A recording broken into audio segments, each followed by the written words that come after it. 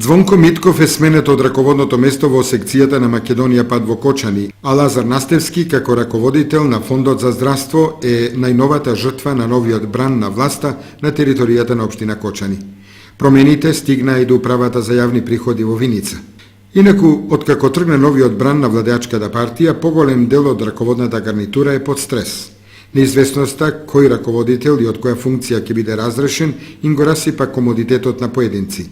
Целокупната атмосфера уште понеизвестна ја прави најавениот мониторинг на најмалку 4 раководители и директори кои се чувствуваат како да одат по конец.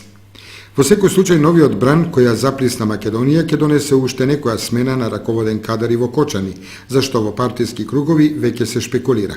Да подсетиме дека досега под бранот на промени покрај Митков и Настевски паднаа Иванчо Коцев, Весна Вучева и Јордан Димитров од Кочани, како и Зоран Соколов и Царка